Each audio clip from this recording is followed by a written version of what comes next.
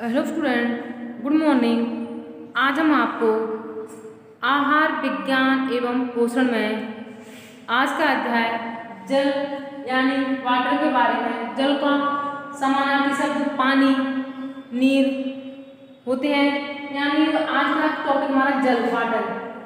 हमारे जीवन में जल का क्या महत्व है?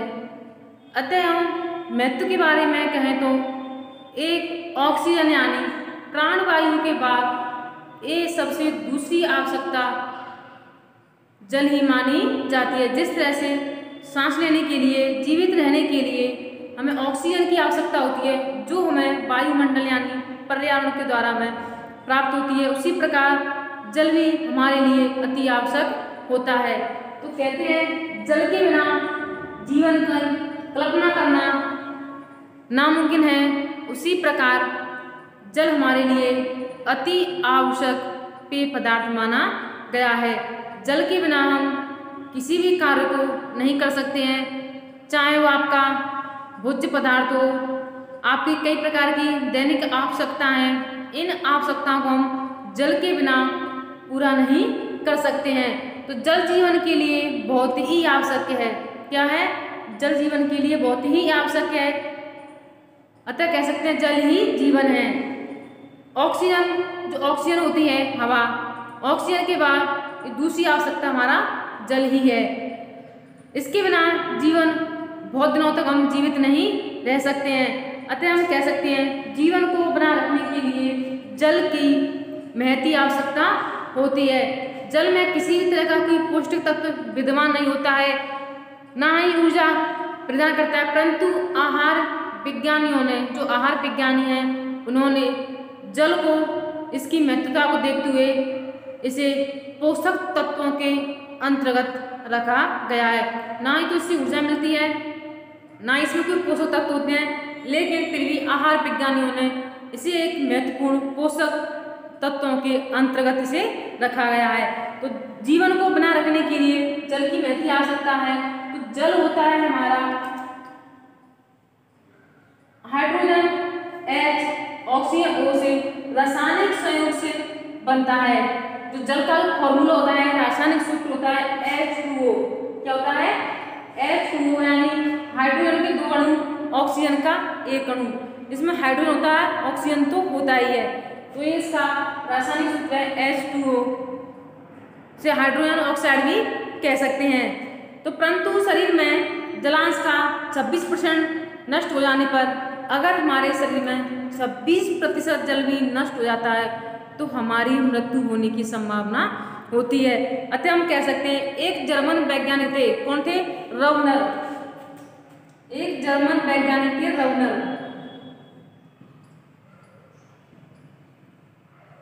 रवनर ने बताया कि अगर हम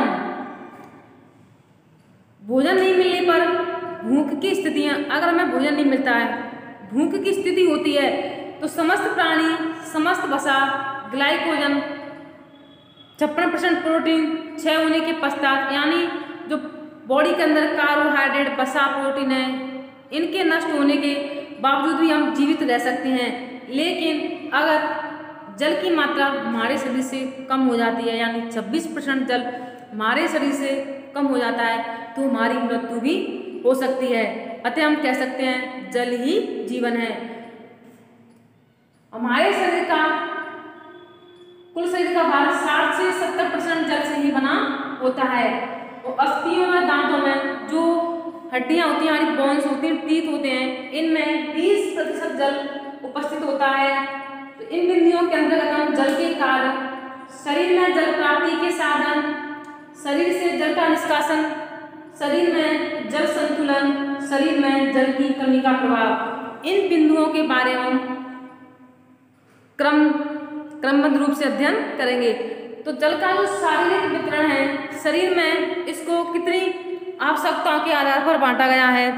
तो शारीरिक वितरण के आधार पर इसको दो भागों में बांटा गया है। बाह्य कोश की तरल एक्स्ट्रा सेलुलर फ्लूइड, यानी जो बाह्य कोश की तरल होता है, इसमें जल की आवश्यकता 20% होती है। कितना? 20%। उसी प्रकार अंतःकोशीय इंट्रासेलुलर, जो आंतरिक कोशिकाएं होती है, हमारी सेल्स होती हैं। हमारा शरीर किससे मिलकर बना हुआ है? कोशिकाओं से। जो आंतरिक सेल्स होती हैं, आंतरिक सेल के लिए 50% जल की आवश्यकता होती है। तो 50 + 20 तो कितना हो जाता? 70% जल की आवश्यकता हमारे शरीर के लिए होती है। Extra cellular and intra cellular रूप से 70% जल की आवश्यकता हमारे शरीर के लिए होती है। तो ऊतक द्रव में 9%, लसिका वाहिनियां होती है 7%, रक्त वाहिनी जो हमारा खून है उसमें 4% जल उपस्थित होता है। तो इसका शारीरिक वितरण इस तरह से किया जा सकता है। जो शिशु होते हैं, छोटे बच्चे होते हैं, उनमें जल की मात्रा अधिक होती है। 70 से 75 तक पानी छोटे बच्चों में होता है। मोटे व्यक्ति होते हैं, मोटे व्यक्ति की तुलना में जो दुबले पतले व्यक्ति होते हैं उनमें पानी की अधिक मात्रा पाई जाती है। तो कुल शरीर का जो भार है हमारा 70% जल से ही बना होता है। अब आता है आपका जल का हमारे शरीर में क्या कार्य होता है। जैसे कि हम कोई ना ग्रहण करते हैं, अवशोषण, उपचयन, उपापचय, डाइजेशन के लिए, मेटाबॉलिज्म, इनको अधिक क्रियाशील बनाने के लिए जो आंतरिक अंग होते हैं, इंटरनल ऑर्गन होते हैं, उनको सुचारू रूप से चलाने के लिए हमें जल की आवश्यकता होती है। जैसे हमारा यकृत यानी लिवर जो शरीर की सबसे बड़ी ग्रंथि है, किडनी है, हमारा हृदय है जो खून के संचालन के लिए, छोटी आंत है, आमाशय है, इन सभी के लिए हमें जल की आवश्यकता होती है। अतः हम कह सकते हैं जल हमारे लिए अति आवश्यक माना गया है। तो जल के कार्यों में पहला कार्य होता है सॉल्वेंट के रूप में यानी घोलक के रूप में। किसी भी वस्तु को आप घोलते हैं तो घोलने के लिए किसकी आवश्यकता होती है? जल की। भोजन को पाचन के लिए तथा किसी भी वस्तु को घोलने के लिए हमें जल की आवश्यकता होती है। तो जल को एक अच्छा सॉल्वेंट माना गया है। पाचन के बाद पोषक तत्व जल में पूर्णतया अंशतः घुलकर आंतरभित्तियां जो हमारी छोटी आंत बड़ी आंत होती हैं इनके पाचन अवशोषण के लिए हमें जल की आवश्यकता होती है। अब है शरीर के तापमान को नियंत्रित रखने में जो हमारा बॉडी होती है, बॉडी में जो टेम्परेचर कंट्रोल करते हैं उसके लिए हमें जल की अति आवश्यकता होती है। जैसे कि गर्मियाँ पड़ती हैं, गर्मियों में प्यास अधिक महसूस होती है तो शरीर का तापमान बढ़ने लगता है। उस तापमान को कंट्रोल करने के लिए हम ठंडा जल पीते हैं। तो शारीरिक तापमान को कम करने के लिए, मेंटेन बॉडी टेम्परेचर को कम करने के लिए हमें जल की आवश्यकता होती है। ग्रीष्म ऋतु में शरीर में उत्पन्न ऊष्मा 25% जो भाग होता है पसीने के रूप में निकल जाता है, जिससे शरीर में जल की कमी होने लगती है। अब आता है स्नेहक रूप में यानी लुब्रिकेंट, जो हमारे अंदर हड्डियां हैं, अस्थियां हैं, पेशियां हैं, इनके अंदर जो द्रव्य रूप बना रखने के लिए हड्डियों के अंदर अंगों को सुचारू रूप से चलाने के लिए जिस तरह से मशीन होती है, मशीन को घर्षण रहित चलाने के लिए हमें एक अच्छी ऑयल तेल की आवश्यकता होती है। उसी प्रकार शरीर को चलाने के लिए, उसको चिकना बना रखने के लिए हमें स्नेहक के रूप में जल की आवश्यकता होती है। जो हमारी संधियाँ होती हैं, जो जॉइंट्स होते हैं, उनको चारों तरफ से जो ऊतक होता है जल से घिरा हुआ होता है, जिसे साइनोवियल द्रव कहते हैं। आपने देखा हो घुटनों में दर्द होता है तो डॉक्टर कहता है कि जो आपकी घुटनों में चिकनाई है वो कम होने लगी। चिकनाई क्या होती है? आपकी साइनोवियल द्रव की, जो हमें पानी के द्वारा ये प्राप्त होती है। जो साइनोवियल द्रव होता है उसकी मात्रा को बना रखने के लिए, स्नेह की मात्रा को बॉडी में बना रखने के लिए जल की आवश्यकता होती है। वृद्धावस्था में जब उम्र बढ़ जाती है तो साइनोवियल द्रव होता है वो कम होने लगता है, जो अंगों में मोड़ते समय, घुमाते समय दर्द महसूस होने लगता है। कोषों के संरचनात्मक घटक के रूप में, जो कोष यानी सेल्स, जो शरीर हमारा शरीर मिलकर बना हुआ है कोशिकाओं से, जो कोशिकाओं को सुंगठित एवं संरचनात्मक क्रियात्मक कार्य को करने के लिए जल की आवश्यकता होती है। निर्माणात्मक कार्य में, निर्माणात्मक यानी शरीर का जो निर्माणात्मक अंग होते हैं उनके सुंगठित करने के लिए जल की आवश्यकता होती है। शारीरिक तरलों के माध्यम के रूप में, कोमल अंगों की सुरक्षा के रूप में, जो कोमल अंग होते हैं, हमारा हार्ट है, लिवर है, किडनी है, आमाशय है, इनके सुरक्षा के लिए जल की आवश्यकता होती है। जो हमारा मस्तिष्क है, इस मस्तिष्क में जो प्रमस्तु मेरुद्रव जो द्रव इसमें भरा रहता है, जो बाहरी आघातों क्षति से हमारे जो नर्वस सिस्टम है उसकी रक्षा करता है। निरुपयोगी पदार्थों के निष्कासन में जो हमारे शरीर में जो टॉक्सिन है, CO2 है, इनके निष्कासन के लिए जल की आवश्यकता होती है। पाचन में सहायक, जो भी हम भोजन के रूप में ग्रहण करते हैं, पाचन में सहायक होता है जल। पोषक तत्वों की स्थानांतरण में, जो हम भोजन के तहत पोषक तत्व ग्रहण करते हैं, उनके स्थानांतरण में जल की आवश्यकता होती है। तो इसका घोलक के रूप में, शरीर के तापमान को बनाए रखने में, स्नेहक के रूप में, कोषों में संरचनात्मक रूप में, इन सभी कार्यों में जल की आवश्यकता होती है। अब आता है शरीर में जल प्राप्ति के साधन, यानी जो शरीर में जल की प्राप्ति किन किन साधनों के द्वारा होती है। तो तरल भोज्य पदार्थ में, जो तरल पदार्थ होते हैं जैसे चाय है, दूध है, छाछ है, सब्जियां हैं, चावल का पानी है, फलों का रस है, लस्सी है, द्रव रूप में होते हैं, इनसे हम जल की प्राप्ति कर सकते हैं। जो ठोस रूप है आपके दूध, दही, पनीर, खोया, अनाज, दाल, मांस, मछली, इन सभी में हमें जल की मात्रा प्राप्त होती है। और ऑक्सीकरण की क्रिया में, ऑक्सीकरण की क्रिया के द्वारा हमें जल की प्राप्ति किस तरह से होती है। जो C6H12O6 होता है, जिसमें ऑक्सीजन जो कार्बन डाइऑक्साइड में निकल जाता है, जल बचता है, वाह, उसके अंत में ऊष्मा होती है, वो बचती है। तो इस शरीर के भोजन के ऑक्सीकरण के लिए हमें जल की प्राप्ति की आवश्यकता होती है। जिस प्रकार 1 ग्राम कार्बो यानी 1 ग्राम कार्बोहाइड्रेट में जब ऑक्सीकरण होता है तो 6 ग्राम जल की आवश्यकता होती है। और 1 ग्राम वसा के ऑक्सीकरण के लिए हमें 1 ग्राम जल की आवश्यकता होती है। 1 ग्राम प्रोटीन के ऑक्सीकरण के लिए हमें 0.41 ग्राम जल की आवश्यकता होती है।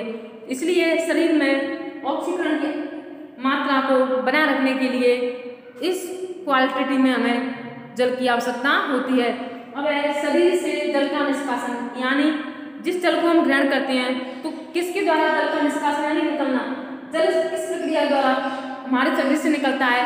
तो शरीर से जल का निष्कासन मुख्यतः जो किडनी होती है, यानी वृक्क, क्या है, किडनी, त्वचा के माध्यम से होता है। जैसे पसीना भी निकलता है तो हमारी बॉडी से जल का निष्कासन, जब पसीना निकलता है द्रव के रूप में जल ही तो निकलता है, उसमें कुछ बॉडी से निकलते हैं, कुछ लवण वगैरह पसीने के साथ निष्कासन होते हैं।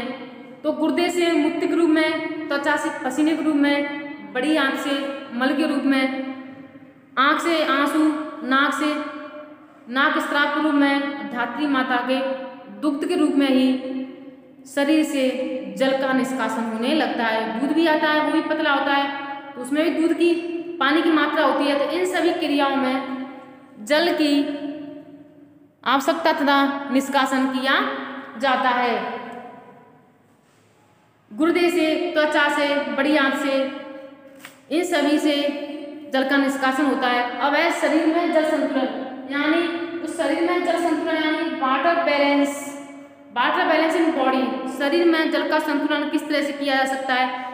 शरीर को पानी की प्राप्ति साधनों से होती है, जैसे पानी में प्रयुक्त पानी से तथा कुछ पेय पदार्थों से, भोज्य पदार्थों से, शरीर में भोजन के चयापचय से, पसीने के माध्यम से, फेफड़े एवं जल वाष्प के रूप में तथा मल के माध्यम से, इन सभी में हमें जल का संतुलन करना पड़ता है। शरीर में जल का संतुलन इन्हीं क्रियाओं के द्वारा संपन्न होता है। शरीर में पानी का संतुलन बना रहता है, यानी पानी का संतुलन से तात्पर्य क्या है, इसका मुख्य बिंदु क्या है, शरीर द्वारा जितना जल ग्रहण करते हैं, जल संतुलन से तात्पर्य होता है शरीर के द्वारा हम जितना जल को हम ग्रहण करते हैं उतना ही जल का उत्सर्जन शरीर के द्वारा होता है। जितना ही तो हमने ग्रहण किया उतना ही हमने निष्कासित कर दिया, तो दोनों में एक संतुलन यानी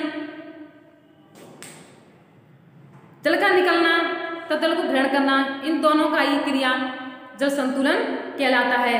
जल संतुलन जल को ग्रहण करने की मात्रा और जल की उत्सर्जन की मात्रा, water balance, water take and water loss, कितना हम ग्रहण कर रहे हैं और कितना हम खर्च कर रहे हैं, वही आपके जल संतुलन की श्रेणी में आता है। जो जल संतुलन होता है वो आपके दो प्रकार का होता है।